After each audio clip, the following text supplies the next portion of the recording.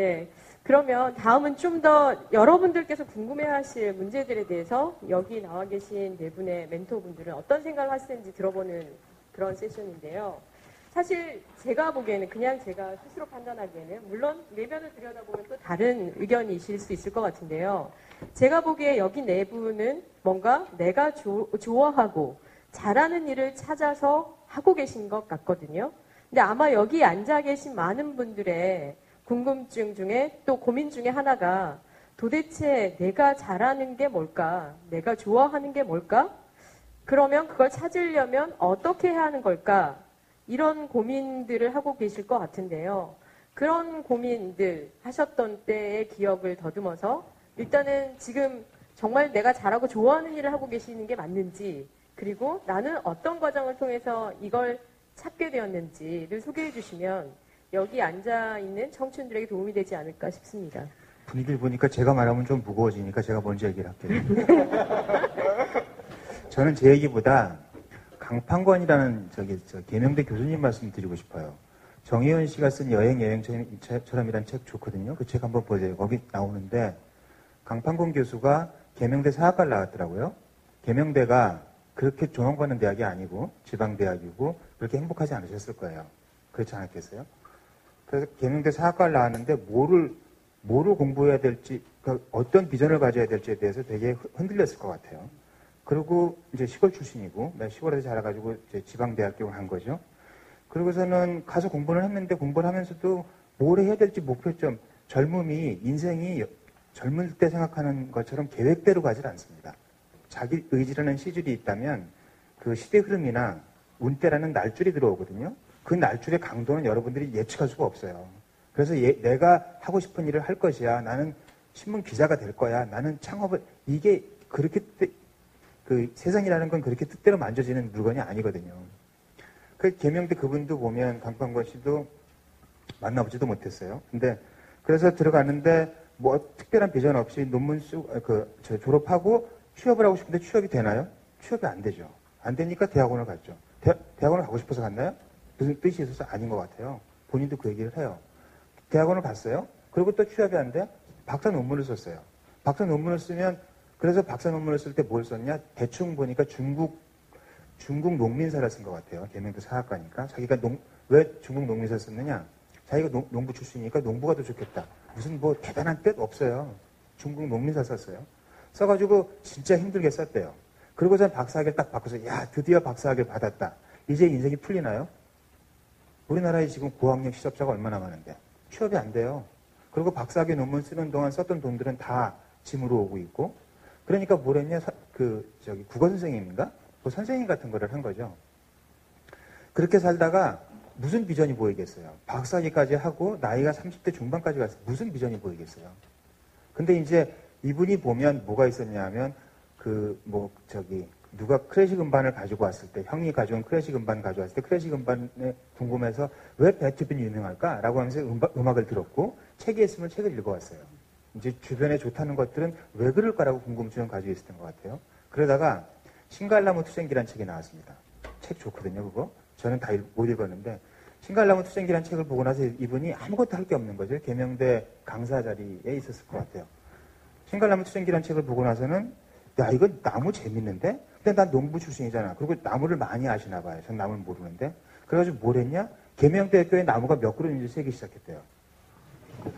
그래가지고 그 나무를 세고 나무들의 특징을 잡은 거예요. 나무 사전을 만들었어요. 그리고 그분이 쓴 나무 관련된 책이 몇 권이 나와서 책들이 다 좋아요. 책도 팔리고 있고 지금 그걸로 계명대 교수님으로 계세요. 그러니까 인생은 이렇게 돌아가는 것 같거든요. 그래서 저는 뭔가를 내가 좋아하는 일을 해야 됩니까? 내가 해야 될 일을 해야 됩니까? 이거는 다 다릅니다. 모든 인생은 전인 미답이고요. 한 가지 길이 없고요. 그래서 힘든 거죠. 이게 자판기가 아니거든요. 내가 좋아하는 일 버튼 뚝 누르면 성공 이렇게 되지가 않거든요. 다 다르거든요. 그러니까 아까 선생님께서 말씀 잘해주셨는데 그 BC 클럽 그 BC 클럽 사람이라 하더라도 답을 찾아 나가거든요. 왜 찾아 나가냐? 자존을 가지고 있으면 찾아 나가는 거고요. 그 강판권 씨는 말하자면 무명 지방대학교 나와서 자존을 놓치지 않은 거죠. 그리고 언젠가 그게 스티브 잡스 얘기가 오늘 많이 나오는데 스티브 잡스도 얘기했지만 뿌려놓은 점들이라고 그러잖아요. 우리가 살아온 궤적들은 우리 앞에 뿌려지는 점들이고요. 구슬을 쫙 뿌려놓는 거죠. 그렇게 뿌려놓고서 강판권이라는 사람은 전혀 의도하지 않았죠. 농촌에서 태어날 의도를 가지고 있지 않았고요. 태어나서 나무를 많이 보면서 자랄 의도를 가지고 있지 않았어요. 근데 그 두 가지 이 점들이 빛을 발하기 시작하고 신갈나무 투쟁기라는 점이 빛을 발하기 시작하고 자기가 박사 논문을 썼던 노력이 빛을 발하기 시작하면서 5개 점이 연결되면서 별이 되어버리는 거거든요. 그래서 좋은 점들을 뿌려놓으면 되는 거지 이렇게 규격화된 어떤 자리를 찾아간다 어떻게 하면 좋은 말하자면 매직 포뮬러를 찾는다 이런 건 없어야 되지 않을까 싶어요. 또 무거웠죠. 그래서 제가 먼저 한 겁니다. 아니요, 무겁지 않았습니다. 저는 원래 박 대표 말씀을 되게 좋아합니다. 제가 너무너무 좋아하고 사실 얘기 나눌 기회도 많고 말씀 들을 때마다 그냥 머리에 번쩍이는 벼락을 맞는 기분인데 지금도 뭐 아주 격렬하게 지금 동감을 하죠. 왜냐하면 우리가 재밌는 일, 잘할 수 있는 일을 해라 이렇게 말하는데 지금 내가 재밌는 일과 잘할 수 있는 일이라고 생각하는 그 이상의 더 재밌는 일과 잘할 수 있는 일이 사실 내가 모르는 데 감춰져 있을 가능성이 많아요. 그리고 내가 만난 지금 재밌다고 생각한 이 일도 나의 노력에 의해 찾아졌다기보다 우연히 내가 만나지는 행운이 있었을 가능성이 있고 어떤 사람은 아직 그 행운을 못 만났을 수도 있는데 결국은 재밌는 일, 잘할 수 있는 일이라는 것은 내가 이렇게 위에서 높은 데서 내려다봐서 찾으려고 노력해서 찾을 수 있는 게 아닌 것 같아요. 해보지 않으면 내가 잘할 수 있는 일인지 모릅니다. 그래서 해봐야 돼요. 알아야 돼요. 근데 처음에 알고 해보고 잘할 수 있기 전까지는 모든 일이 힘듭니다. 그러니까 하다가 주저앉죠. 예를 들면 어떤 것을 배우려 하면 저항의 중간지대라는 표현을 좀 쓰는데 예를 들면 어떤 일을 하고자 마음을 먹어서 그 일을 탁 배우면 예를 들면 수영을 해보면 제가 죽는 줄 알았어요. 수영하면서. 왜냐면 음파 하면서 이걸 하는데 다리에 쥐는 나죠. 그래서 제가 수영을 한 2달 배우면서 정말 그만두겠다 싶은 생각을 너무너무 많이 했는데 어느 순간 탁 넘어서고 나니까 그 다음부터는 정말 한 며칠 상간에 갑자기 이걸 레인을 왕복을 여러 번 하게 되는 그 단계가 오더라는 거죠. 근데 그 저항의 중간지대를 제가 건너지 못하고 중간에 그만뒀으면 나는 수영에는 전혀 재능이 없는 사람이야 라고 수영을 즐길 수 있는 기회를 저는 버려버리는 거죠. 그래서 많은 것들을 경험하고 많은 것들을 노력하고 많은 것들을 탐색해야 되는데 표면적으로 탐색하면 안 되고 치열하게 탐색하고 찾아나가야 되는 것. 그래서 지금 내가 하고 있는 일이 너무 잘하는 일이라고 생각되더라도 새로운 것에 대한 호기심을 잃지 말고 새로운 것을 만나면 익숙하지 않은 것을 만나면 그것의 선의를 가지고 호의를 가지고 끊임없이 그것을 내 것을 만들기 위해서 노력하는 과정 그 과정 속에서 우리는 좀 더 기회를 많이 만날 수 있다. 이래서 이제 우리 발표에 말씀하신 데다가 조금 이렇게 첨언해서 그 말씀을 드리고 싶어요. 네, 이쪽은 치열하게 그러니까 탐색하라. 너무 좋은 말씀이시니까 또 첨언을 또 드리면 네. 결국에 이제 그 질문해보면 이제 잘하는 일이냐 뭐 의미 있는 일이냐 그 내가 원하느냐 뭐 대강 이제 어떤 결정을 내릴 때 이런 질문을 하는데 그 청춘 내지는 젊을 때는 제가 보기에는 이제 변동성이 크다 이런 표현을 쓰는데 될 수 있는 게 굉장히 많은 것 같거든요. 근데 이제 스펙 같은 시스템을 보면 이걸 그냥 재단을 해버려요. 점수 탁탁탁탁탁. 근데 인생이 그렇지 않단 말이죠. 그러면은 이제 뭘 해야 되냐면 잘할 수 있는 일을 해라, 의미 있는 일을 해라, 원하는 일을 해라인데 제가 보기엔 저희 고등학교 교육 시스템까지 심지어 대학 교육 시스템까지 나오신 분들이 이 세 질문에 대해서 정말 아까 자존감 얘기하셨는데 자존감이 스스로 존재한다잖아요. 이 굉장히 어려운 거거든요, 원래는. 그러니까 스스로 존재해서 이 질문에 대해서 굉장히 명쾌하게 뭔가를 가지고 있는 분들이 있을 수 있는 건가? 그게 있으면 이상하다고 저는 생각을 오히려 하는 거죠. 그러면 결국에 이제 그게 이제 없는 게 상식이라고 생각하는 게 맞는 것 같거든요. 그러면 뭘 해야 되냐면 그걸 찾는 과정을 하셔야 되는 거죠. 도전해보고 실패해보고 아까 뭐 수영도 해보고 실패해보고 그런 과정에 이제 뭔가 인생들이 결정이 되는 거죠. 제가 이제 대학교 2학년, 카이스트는 2학년 첫 학기 때 학과를 선택하는데 제가 수학과를 굉장히 가고 싶어 했어요. 근데 잘할 수 있을지 없을지 모르겠는 거예요. 그래서 그 수학과 첫 과목이 아직까지 기억나는데 어드밴스 캘큘러스라는 과목이었는데 제가 인생에서 가장 열심히 공부한 과목인 것 같아요. 노트 필기를 별로 잘 안 하는 편인데 그거는 노트 필기를 다 했어요, 심지어. 뭐 책도 보통 교과서 그 대학교 때는 잘 안 읽고 그랬는데 다 읽었어, 심지어. 열심히 풀고. 근데 시험만 치면 한 친구는 90 몇 점이에요. 저는 그렇게 공부를 열심히 하는데도 80점에서 90점으로 안 넘어가는 거예요. 아, 이 길로 가면 나는 밥 못 먹고 살겠다. 근데 그때 그렇게 열심히 하지 않았으면 계속 수학과에 대한 미련을 저는 가지고 있었겠죠. 아, 왜 내가 그때 수학과 안 갔을까? 저는 그런 미련이 전혀 없거든요. 왜냐하면, 안 되는구나. 그러니까 어떤 걸 도전하면 역치를 넘어설 수도 있지만 도전해서 역치를 못 넘어설 수도 있다는 거죠. 그럼 뭐 인생이 끝나냐? 그게 또 아니죠. 다른 BC 클럽이 있는 거니까. 그래서 이건 제가 보기엔 그냥 첨언을 그냥 하고 너무 좋은 얘기들이기 때문에 다양성을 그냥 인정하는 게 되게 좋은 것 같아요. 거기에 조금 덧붙여서 창업하게 된 것까지 이야기해 주시면 더 재밌지 않을까요? 그래요? 네, 네. 하셔도 될 것 같아요. 네. 제가 창업을 왜 했냐면 제 박사과정 일단 수학을 계속 못 공부하는 가서요. 척하고, 그래서 네. 이제 밥 먹고 살려고 컴퓨터 사이언스라고 전상학과를 선택했습니다. 그래서 했고요. 뭐 전상학과에 꿈이 있어서가 아니라 밥 먹고 살려면 나름 괜찮을 것 같더라고요. 선택했고요. 말씀대로 제가 대표적으로 아무 생각 없이 석사 박사가 안 케이스고요. 네, 아무 생각 없이 갔고요. 심지어 뭐 먹고 사는 문제가 아니라 병역 문제가 있잖아요. 박사과정 병역 문제 때문에 아무 생각 없이 올라갔고요. 그리고 군대 2번 가고. 네. 네, 인생이 그렇습니다. 원래 뭐 다양하니까요. 심지어 군대 2번. 제 전공이 그 자연어 처리입니다. Natural Language Processing이라고 요즘 아이폰에 실이 나오잖아요. 그런 거 하는 과목입니다. 15년 전에 그걸 했거든요. 이 과목이, 이 연구가 끝이 안 보여요, 거의. 근데 제 성격이랑 너무 안 맞는 거예요. 그냥 방황을 하기 시작했어요. 그러다가 정말 우연하게 선배 한 분이 창업한다고 해가지고, 그거 재밌겠다. 그래서 시작한 거예요. 그게 네오이즈입니다. 그런데 이제 시작할 때 뭐 대단한 꿈이 없잖아요. 그러면 팀이 모이면 나름 꿈을 꿔야 되잖아요. 그러니까 이제 뭐 모인 사람들이랑 얘기를 해보니, 후배들이랑 얘기해보니, 역시 다들 별 생각이 없어요. 그러니까 저희 꿈은 되게 심플했습니다. 뭐 회사를 팔든 말든 어쩌고저쩌고 간에 우리 10억만 벌자. 이 10억이 지금으로 보면 15년 전 10억이잖아요. 지금으로 보면 한 50억, 100억 이런 느낌인데 하여튼 그게 그냥 꿈이었는 거죠. 실제 그걸 이뤘는데요. 여하튼 그런 인생 과정을 보면 별 생각 없는 거잖아요. 그러니까 그렇다는 거죠. 사람들이 너가 좋아하는 거 해라, 너가 하고 싶은 거 해라, 뭐 이렇게 말하는데 사실 현실상 내가 좋아하는 일을 할 수 있게 되나요? 자기가 한다고 찝은 10개 리스트 안에 자기 일을 선택할 수 있는 사람이 몇 %나 될까요?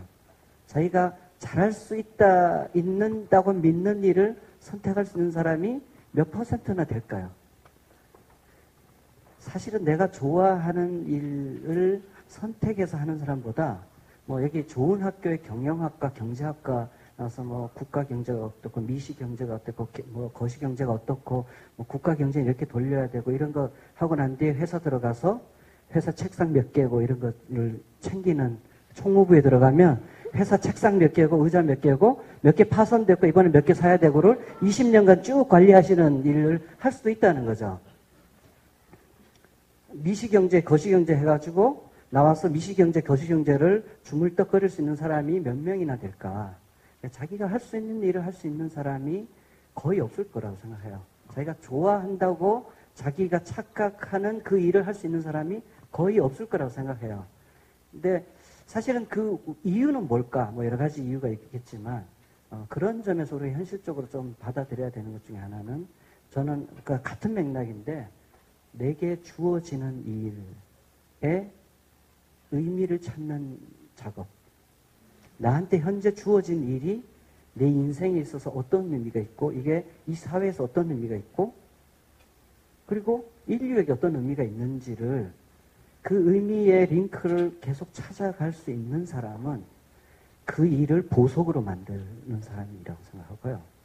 그 일은 여전히 내가 하고 싶은 일과 내가 좋아할지도 모르는 그 일과 갭 때문에 여전히 자기 자존감을 깨트려가면서 불평불만하고 그 원인이 우리 사장님한테 있고 그 원인이 정치인한테 있고 대통령한테 있다고 맨날 얘기하면서 20년 살아간 사람과의 차이는 그 갭은 굉장히 커질 거다라고 생각하고 모든 사람의 창업의 기회 혹은 성공의 기회가 결국은 나한테 주어진 일 속에서 의미를 찾은 사람만이 그것을 성공을 할 수 있다는 점에서 저는 좋아하는 일, 자기가 잘할 수 있는 일이라는 단어에 좀 모호함에 우리가 속지 않았으면 좋겠다 이런 생각이 듭니다. 사실 이 부분하고 연결되는 부분인데요. 저는 사실 박웅현님의 이야기를 좀 여기 앉아있는 친구들에게 들려주었으면 싶었는데, 초기에 원래 하려고 하셨던 건 기자, 신문사 기자. 그러나 낙방. 그 다음에 방송사 PD, 역시 낙방. 그래서 궁여지책을 한 게 이 광고회사였다는 이야기를 들었고, 또 초기에 여러 가지 시련을 겪었다는 이야기를 들었는데요. 그 과정도 물론 이제 아까 설명해 주신 교수님 이야기도 의미 있지만 그 부분 저 혼자 알고 있기엔 너무 아까운 이야기라서 한번 들려주시면 어떨까요? 지금 다 하셨어요. 아, 네. 간접 설명하고 이게. 방송국 3군데, 신문사 3군데 시험을 봤고요. 다 떨어졌고요. 그리고 다른 기업은 가고 싶지가 않았고, 지금 생각하면 미디어를 통해서 콘텐츠를 생산하는 일을 하고 싶었고요.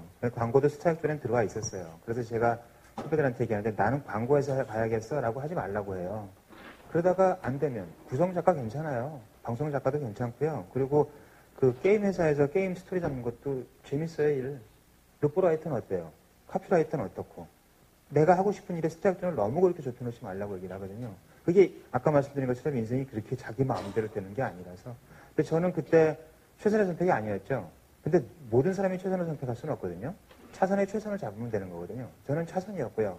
근데 지금 선생님이 말씀을 잘 해주셨는데 내가 하는 일에 어떤 의미가 있는 것이냐, 내가 하는 일이 본질적으로 무엇이냐, 나는 사회에 어떤 긍정적 기회를, 광고라는 건 사실은 말하자면 독소 같은 느낌을 가지고 있는데 거기에 대한 자괴감이 왜 없었겠습니까?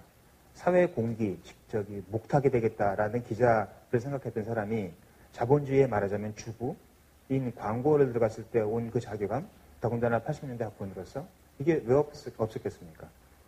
당연히 있었죠. 근데 왜 했냐? 먹고 살아야 되니까 한 거거든요. 그게 생업이었으니까. 그러면 이제 거기서 나는 어떻게 할 것이냐? 내 가치관에 맞는 것이 무엇이냐? 내가 생각하는 사회에 만약에 메시지를 준다면 뭐냐? 그래서 제가 맨날 하는 말이 사회에 긍정적 기여라는 광고를 만들자. 그래서 이런 얘기를 했습니다. 어떤 기자는 어떤 광고인보다 더 쪽팔리다라고 얘기를 했습니다. 그러니까 기자라는 건 전부 다 멋있고 광고는 전부 다 꽂히다가 아니다라는 걸 보여주자. 그겁니다. 그러니까 모든 기자가 멋있지 않거든요. 돈 받고 난리치는 기자들 많습니다. 모든 광고인이 전부 다 자본주의의 주군 아니거든요. 그러다 보니까 가치 중심의 광고를 지향을 하게 된 것이고, 그리고 이제 그게 내 목적이 아니죠. 광고주도 사실은 가치 중심의 메시지를 던져야 사회에 올바른 법적인 사람이잖아요. 법인은 살아냅니다. 기업도. 그리고 그 법적인 사람으로서 영원히 살고 싶어요. 어떤 기업이 30년 있다 망할 준비를 하고 있겠습니까?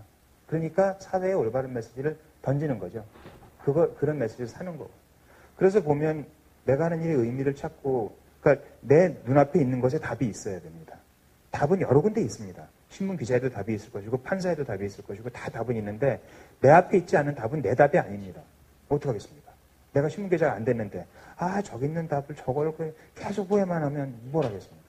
내 앞에 있는 답을 찾아야 되는 거고, 그게 아까 말씀하신 그런 얘기들이 아닌가 싶습니다. 또 무거워졌네.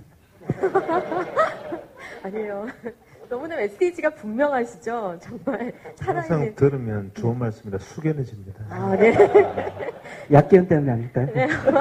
원래는 굉장히 위트 있고 재밌으신데 오늘 어제 감기 걸려서 혹시 약 드셨어요?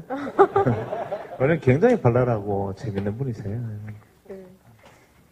네. 사실 이렇게 메시지가 다들 선명하시고 이야기를 잘하시지만 스토리가 항상 있으세요. 그래서 정말 재미있더라고요. 제 개인적인 학연을.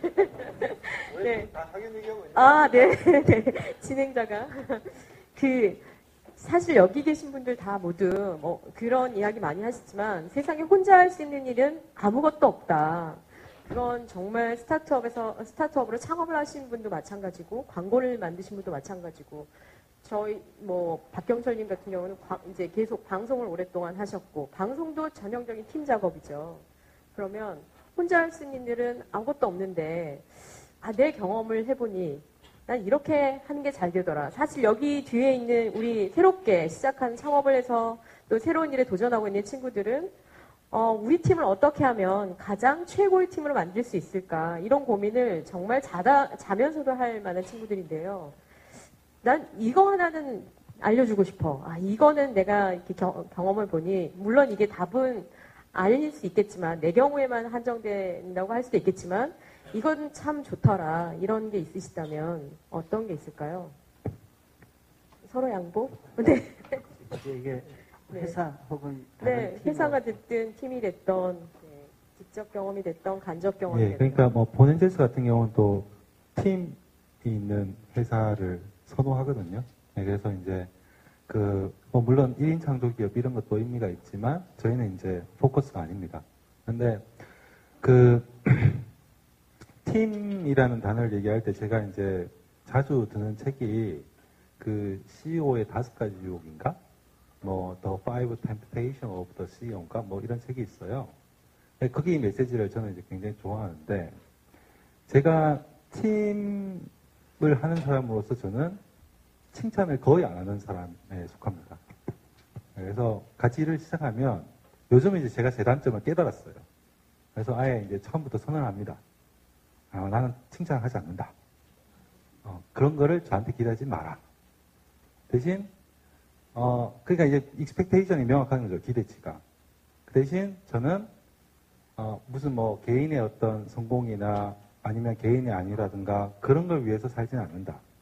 팀에 속하면 팀이 성공하기 위해서 나는 모든 걸 다 바친다. 이런 걸 명확히 합니다. 그리고 실제로 그렇게 하죠. 그리고 뭐 저랑 같이 일하는 사람들은 굉장히 이제 충돌을 즐기는 타입에 속합니다. 많이 싸우죠. 실제로 조화를 위해서 노력은 가끔 합니다. 아주 가끔. 예, 뭐 하모니 이런 거보다는 충돌. 왜냐하면 결국에 뭔가 이렇게 성과를 거두는 게 좋은 거고, 팀을 해가지고 뭐 정말 창업을 했다면 그러면 성공한 게 일단 좋잖아요. 물론 뭐 실패해도 저는 상관없다고 저는 생각하지만 그래도 성공한 게 좋으니까 거기에 지향해야 되고 그러면 팀의 성공을 위해서 집중하면 좋은 거다. 그걸 위해서 충돌하는 거는 다 우리 억셉트 하자. 그러면 상처 많이 받죠. 저 네오이즈 창업한 친구 중에 후배가 있거든요. 8명 중에 한 명인데, 공동 창업한 8명 중에 한 명인데, 저는 이제 편하게 막 술 먹기 시작한 거는 네오이즈 때는 그러지 못했어요. 못했고, 네오이즈 나오고 난 다음에 한 10년쯤 지나고 난 다음인데, 형이 그때 이런 얘기를 했다 이거야. 뭐냐면, 야, 너는, 인생 그렇게 살고 싶냐? 개도 아니고 돼지도 아니고? 라는 얘기 제가 했대요. 네, 그러니까 저는 이제 모르는 거지. 근데 10년이 지나고 난 다음에 그 친구한테는 가슴에 있는 거죠. 그게 상처로, 심지어. 근데 제가 제일 편하게 술 먹는 사람 중에 한 명이거든요. 이제는. 그러니까 그때는 이제 좀 나이도 어리고 좀 세련되지 못해서 나는 감정적 상처를 줄 수 있는 얘기를 한다. 근데 그게 개의치 마라. 그게 너에 대한 평가는 아니고 내가 그걸 갖다가 이해한 건 아니다. 라는 얘기를 먼저 했으면 덜 상처를 받았겠죠. 그죠? 근데 저는 이제 그렇게 살아온 거거든요. 그러면 팀을 할 때는 그런데 저 개인을 위해서 산 적은 한 번도 없어요. 팀이 성공해야 결국에 그 열매를 나도 같이 공유한다. 라는 건 저는 명확했던 것 같아요. 그래서 저는 팀을 하는 사람들에게는 그거를 좀 많이 얘기를 하죠. 치열하면 좋겠다. 충돌하면 좋겠다. 팀의 방향과 목적에 충실하면 좋겠다. 그걸 위해서 우리 싸우는 거에 대해서 너무 괴로워하지 말자. 뭐 이런 얘기를 이제 좀 합니다. 그러면 이제 그런 스타일의 사람들이 저랑은 좀 맞고 저도 이제 행복하게 일하고 이런 거죠. 근데 꼭 이게 답은 아니거든요. 팀으로 일을 하는 방식은 또 여러 가지니까 팀으로 얘기하니까 그런 얘기를 또 이제 했고요. 그럼 많이 싸울 때 좋은 건 뭐냐? 그 다른 사람이 하는 게 좋은 겁니다. 어떤 사람이 좀 내향적이면 어떤 사람이 좀 외향적이고, 어떤 사람이 좀 숫자에 밝으면 어떤 사람은 좀 사람이나 여러 가지 다른 거에 좀 밝고, 이렇게 팀을 하면 많이 보강이 되죠. 그러면 실패 확률이 굉장히 줄어들거든요. 실패 확률 줄이는 게 결국에 성공을 하는 거니까, 그런 면에서 고엔젤스 같은 경우에는 팀에 좀 더 포커스를 많이 하죠. 개개인보다는. 그렇습니다. 네. 제가 갑자기 숙연해지게 만드는데요. 아, 역시 저도 연예인이 아닌가 아니, 봅니다. 예. 스타트업 세계에서는 이렇다는데요. 광고도 사실 팀 작업이라고 들었는데. 네, 생각하시는 것보다 훨씬 많은 사람들이 일을 하고요. 광고가. 그래서 이렇게 복수명사라고 얘기를 해요. 제가 만든 캠페인이라고 할 때 제가 복수명사라고 봐주십시오. 그냥 대표성으로 얘기를 합니다라고 하고요.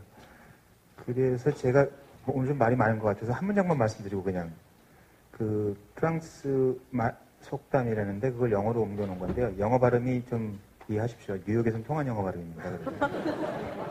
Talents are the talents of the others 라는 말이 있는데요. 재능은 나의 재능이다죠. 그러니까 my talents가 빠진 거겠죠. Talents are the talents of the others 라는 말이 있는데 협업을 하면서 가장 많이 가지고 있는 말입니다.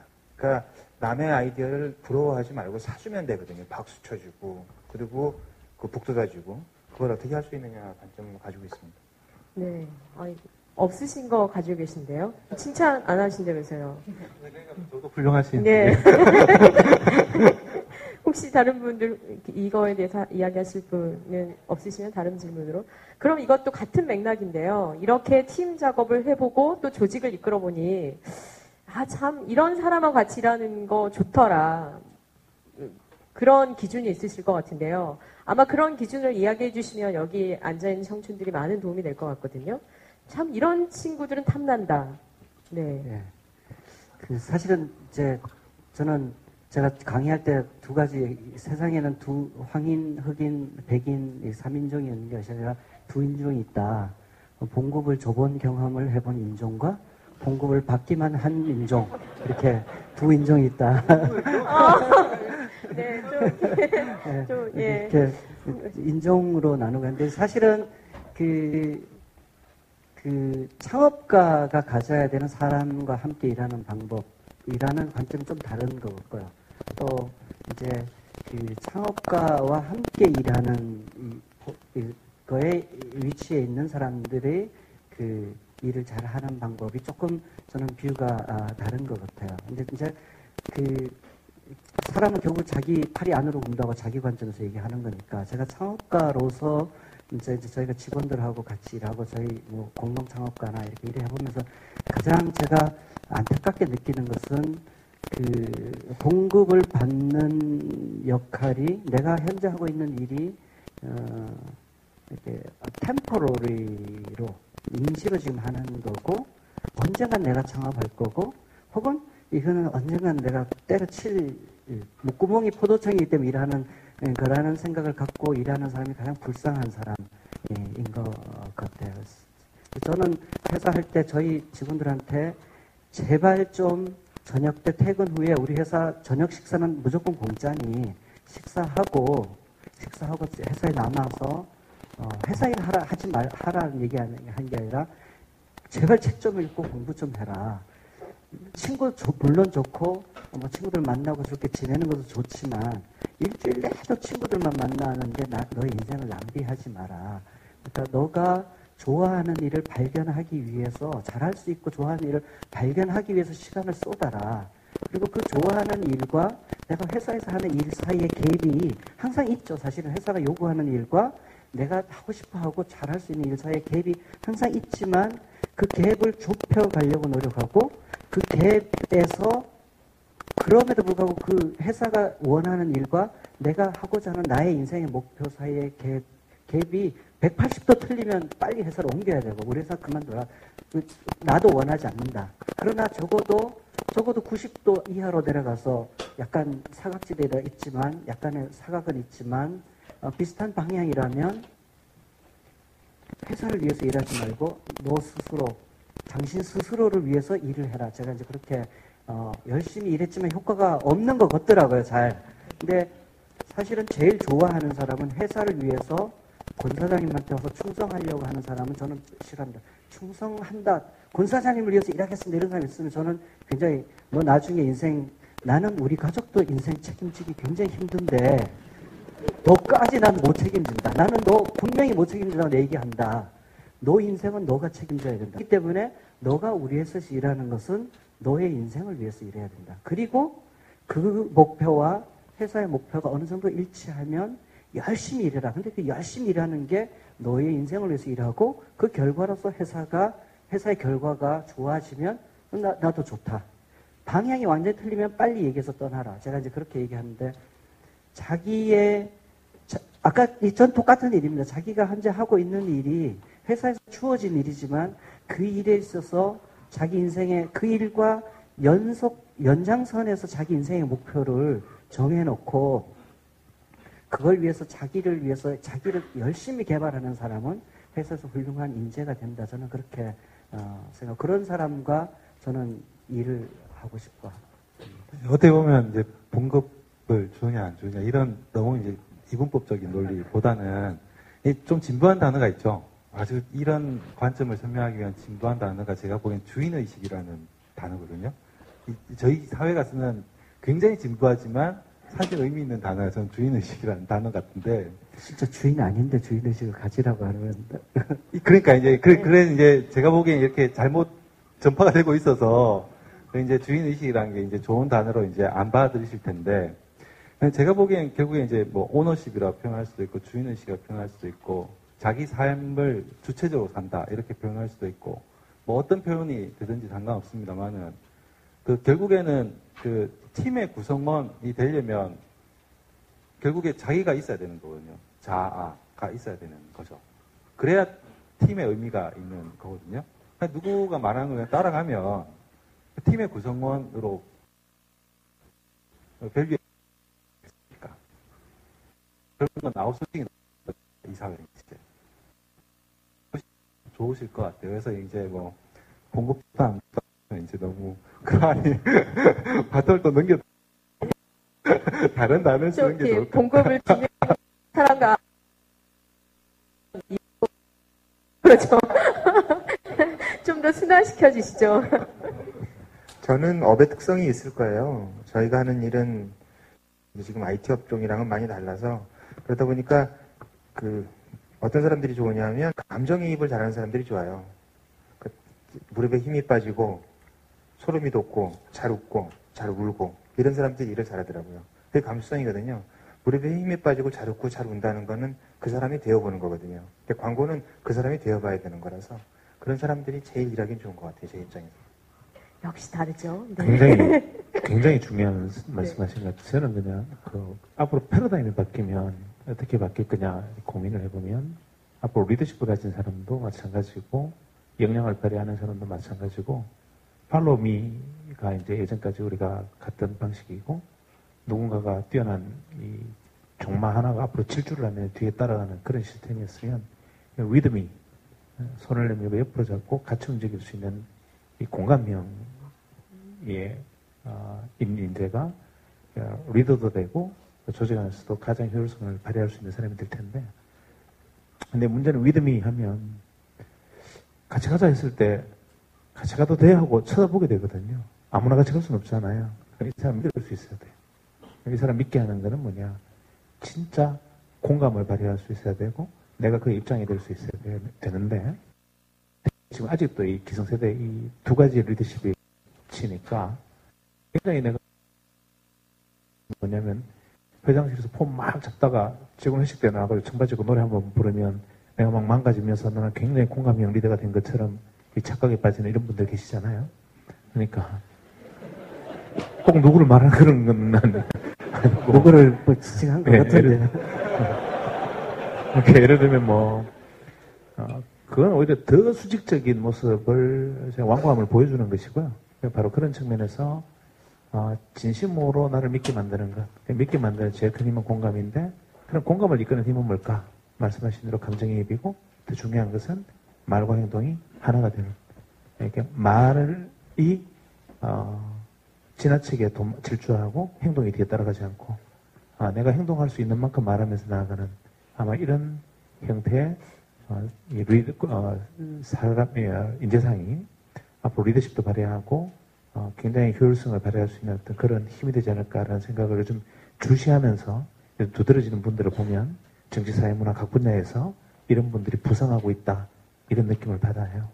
저희가 제가 조금 전에 서두에서도 말씀드렸지만 이 자리는 뭐가 옳고 그름을 따지는 자리는 아니고요. 정말 같은 상황에 대한 다른 답변들, 또 광고에서 생각하는 정말 좋은, 선호하는 인재상, 또 IT에서 선호하는 인재상 이렇게 다를 수 있구나. 그리고 또 위치에 따라서 경험에 따라서 다를 수 있구나. 이런 걸 여러분들께서 느껴보셨으면 하는 취지 다시 한번 확인드렸고요. 요번에는 조금 이제 내가 하고 싶은 것 그리고 내가 잘할 수 있는 걸 찾기 위한 노력에 대해서 조금 전에 이야기를 나눴는데요. 여기에 나아가 방금 이제 박경철님께서 언급해 주신 거하고 비슷한데 이 시대가 어떻게 돌아가고 있고 이 시대를 관찰하고 한 발 앞서서 이 시대가 어떻게 변화될 것이다 라고 예측하는 부분, 이거는 광고도 마찬가지고, 물론 광고가 시대를 리드하는 건 아니라고 하셨고 함께 가는 거다라는 이야기를 하셨는데, 함께 가기 위해서도 이 시대가 어떻게 돌아가야 하는지 관찰을 해야 하는 거고요. 또 IT에서 뭔가 서비스를 만드시는 분들도 마찬가지로 소비자들은 어떤 걸 좋아하는구나, 앞으로는 이런 방향으로 가겠네, 이게 기업의 생존이나 또 광고에서나 또 우리 사회에서 개인으로서 자존감을 가지고 살아가기 위해서는 너무나 필요한 덕목인 것 같은데요. 이 부분에 대한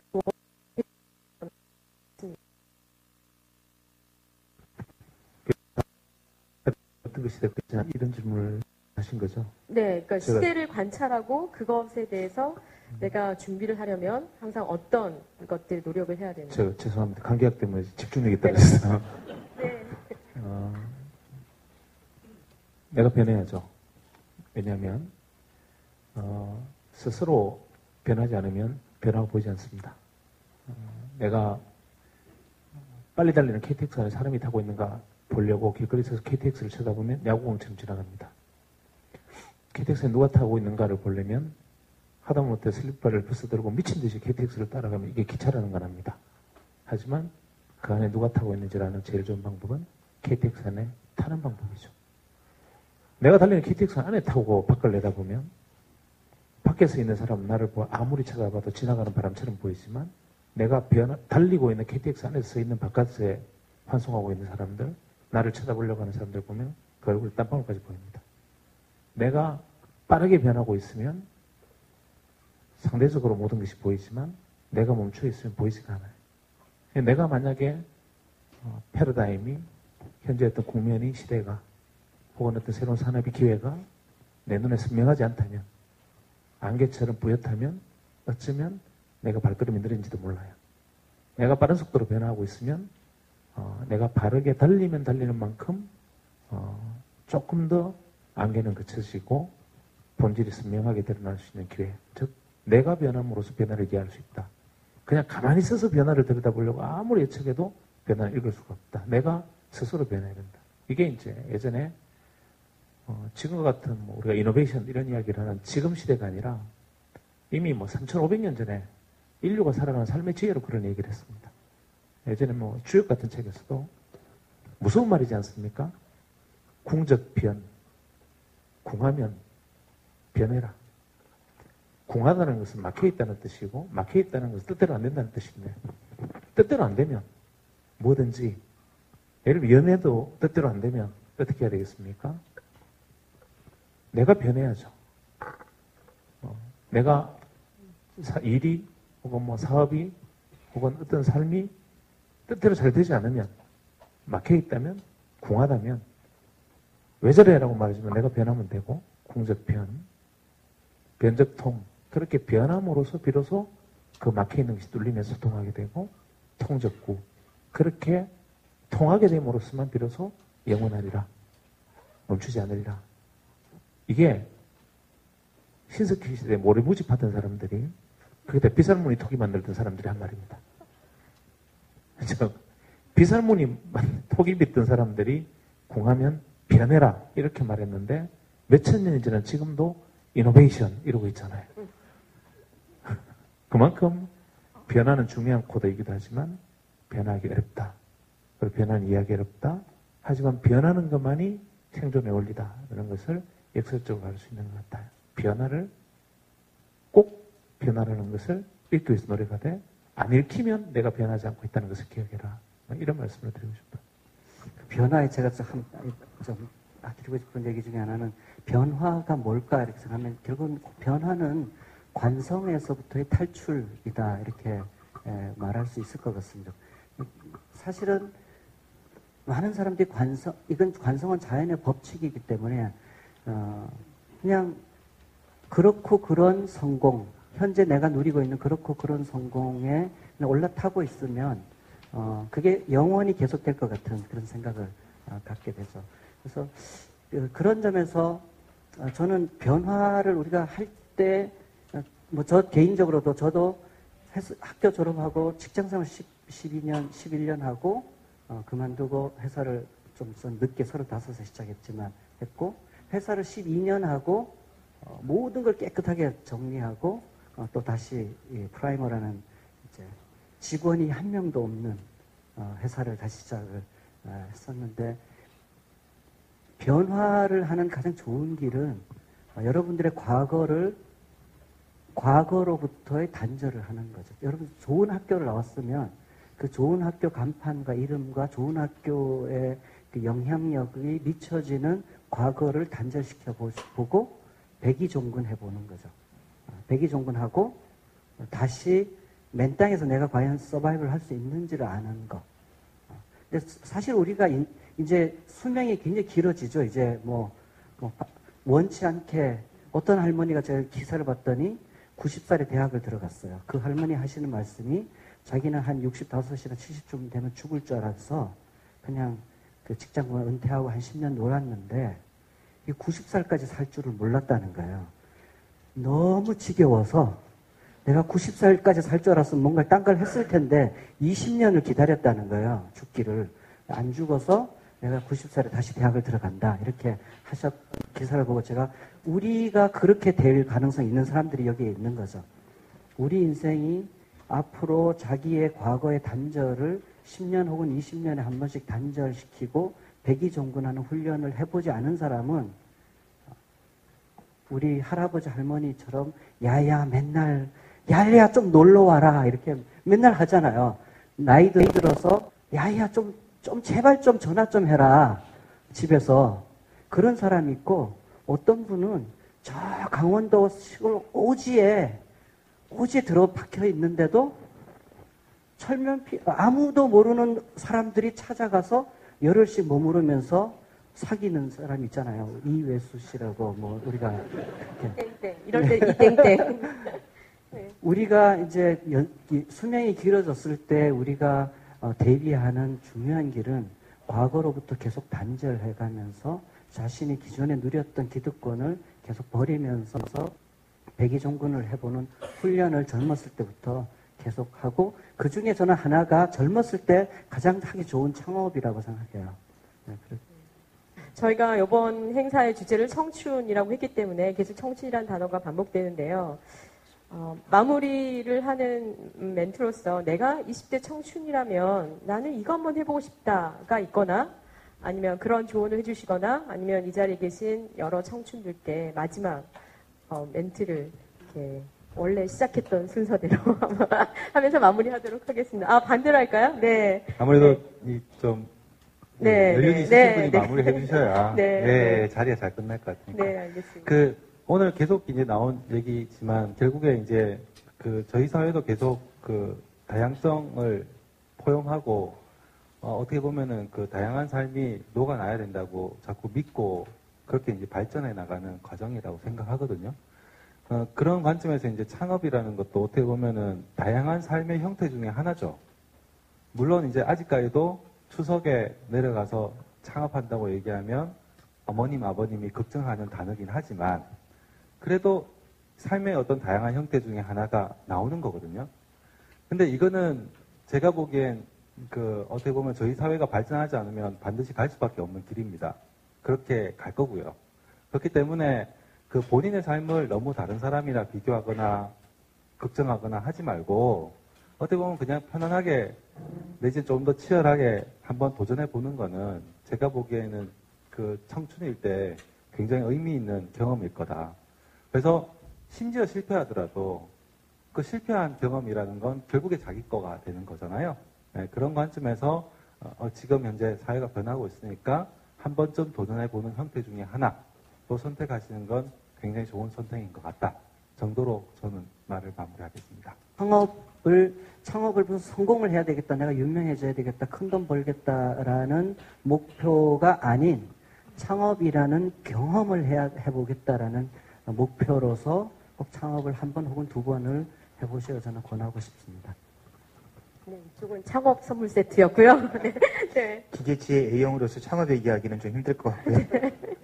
저는 아까 박 선생님 말씀하신 그 열등감 얘기했던 부분이 매우 공감이 돼서 그 말씀을 다시 한번 각주를 다는 걸로 제 마무리를 했으면 싶은데 아까 그 줄서기 비유 했지만 정말 공감이 되고요. 그래서 이호정 선생님 그걸 베스트 원, 온리 원으로 얘기했었잖아요. 지금까지 우리나라는 공부만 잘하는 베스트 원을 찾았는데 온리 원의 시대가 되어야 된다. 스티브 잡스 전기를 지금 읽고 있습니다. 읽고 있는데 이게 얘기가 제가 가능한 한 빨리 정리해 볼게요. 길어지면 안 되니까. 스티브 잡스가 양아버지 거라지에서 아버지는 차를 고쳤어요. 차를 고치면서 아버지의 꿈이 뭐였냐면 스티브 잡스 양아버지 폴 잡스의 꿈은 스티브 잡스한테 자기처럼 차를 잘하는 아들이 됐으면 좋겠다 했어요. 그래서 차를 보면서 이 차는 말이야 뭐 이게 배기 시스템이 어쩌고 막 이런 거 그리고 눈에 안 보이는 부분 마무리가 좋아야 돼 이런 얘기들을 가르쳤는데 결국은 스티브 잡스는 차를 안 했거든요. 근데 제가 이 말씀 왜 드리냐면 대한민국 사회에서 그런 아빠 나올 수가 없습니다. 애를 데려다가 전기를 가르쳐? 미쳤어? 공부해야지, 학원 보내야지. 그게 지금 선생님 말씀하신 전부 다 말이 안 되는 줄 하나에 서 있는 거거든요. 그래서 여기서 우리 스스로가 자정을 찾아 나가야 될 것 같고요. 그리고 저는 그 얘기를 합니다. 저 단점이 많아서 제 단점만 가지고 2시간 강의 가능합니다. 그냥 생략을 하겠고요. 근데 저는 어떻게 하느냐. 그럼에도 불구하고 박웅년을 추구합니다. 그 많은 단점에도 불구하고 박웅년. 그래서 제가 부탁드리는 건 그럼에도 불구하고 뒤에 각자 이름을 넣어서 자전을 확보했으면 좋겠다는 말씀을 드리고 싶습니다. 저는 여러분들이 굉장히 열심히 살아가고 있다고 생각해요.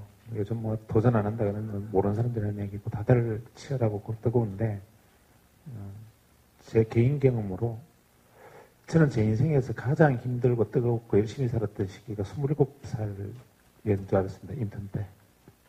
근데 29 정도 되니까 외과 의사 하면서 진짜 이것만큼 열심히 산 적이 없었던 것 같아요. 하루에 2시간, 3시간 자고 하루에 어떨 때는 하루 종일 굶고 수술실에서 나올 때는 내 인생에서 이것만큼 힘든 시기는 없을 줄 알았어요.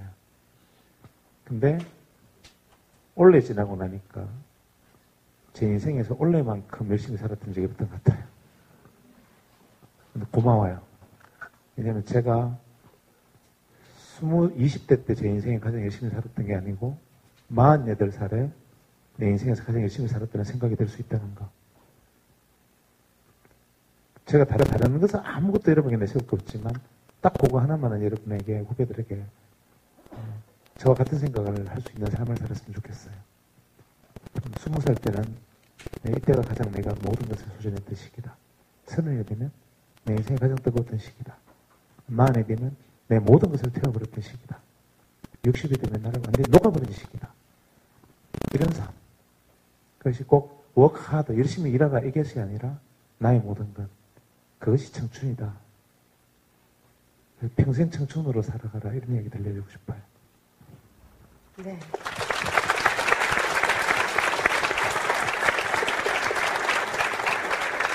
네.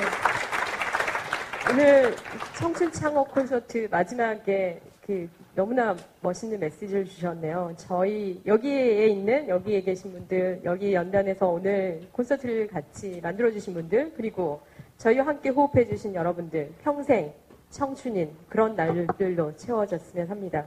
오랜 시간 같이 해주셔서 고맙습니다.